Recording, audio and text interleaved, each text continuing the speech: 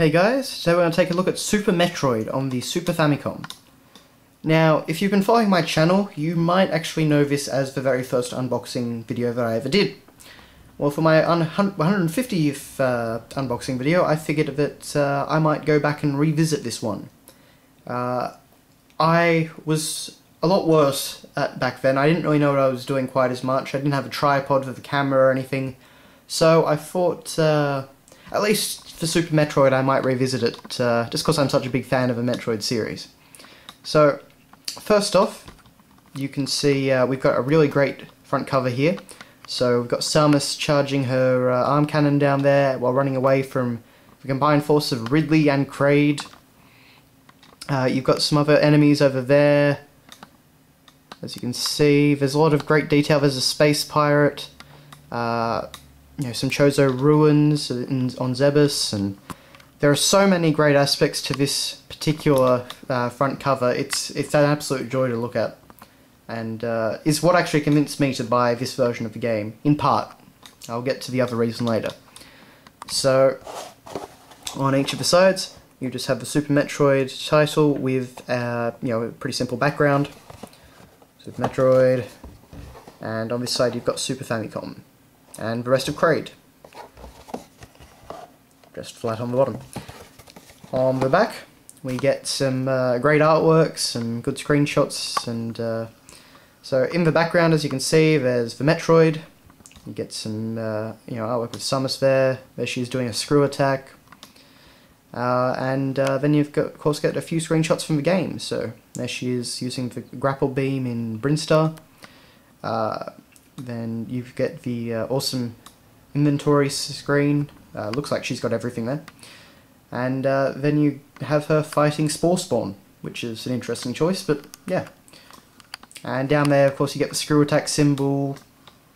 So it's a pretty great back cover. One thing I do always find interesting is that they actually write Samus Aran in English, and then just have the katakana underneath it. So, yeah.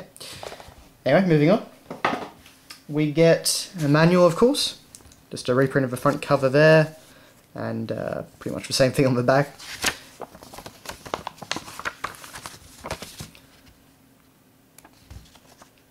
So first off, we go through the storyline.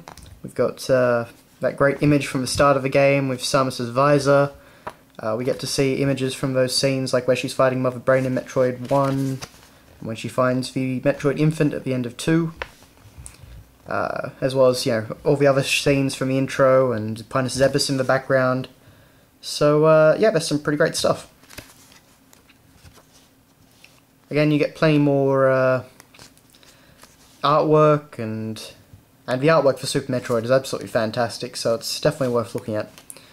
But for the most part, it's just a normal manual. You get some cool texturing up the top that changes as time goes on.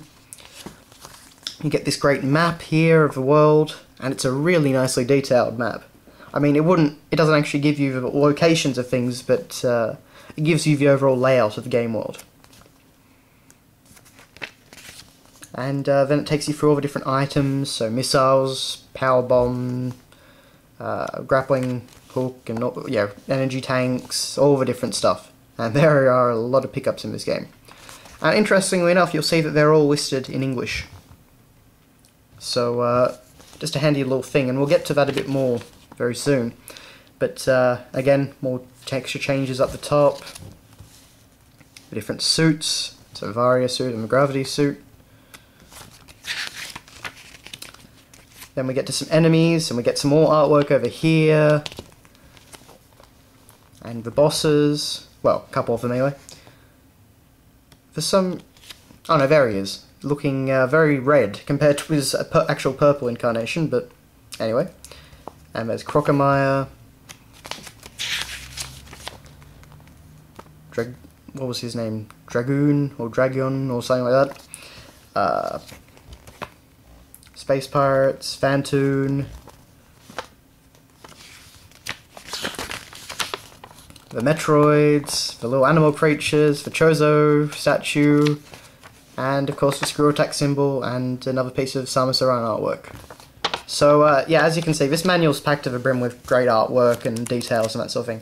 Of course, if you can't read Japanese, like me, it diminishes the awesomeness a bit, but it's still pretty good. Now also, we get this little card here, which you can see lists all of the different power-ups and also the controls.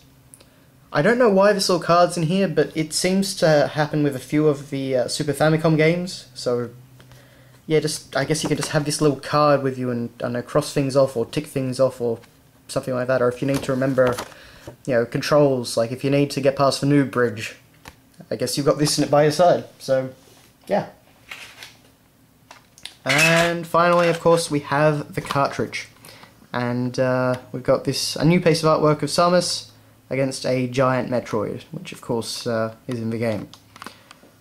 So now I'll just come to the reason why I really got this. And basically, if you have a universal adapter for your Super Nintendo, then this is probably the cheapest way for you to play Super Metroid if you're outside of the Americas. And the reason I say that is because this actually has the all the English text in it. It is the full English and Japanese version, and probably one of the first games to actually ever have that. So if you actually, if you're in an English-speaking country and you want a cheaper copy of Super Metroid, I think I got this for $20 in 2010.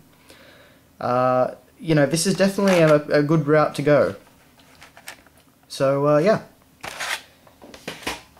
Anyways, that has been your look at Super Metroid on the Super Famicom. So, yeah, for the 150th time or so, thanks a lot for watching, guys, and I'll see you later.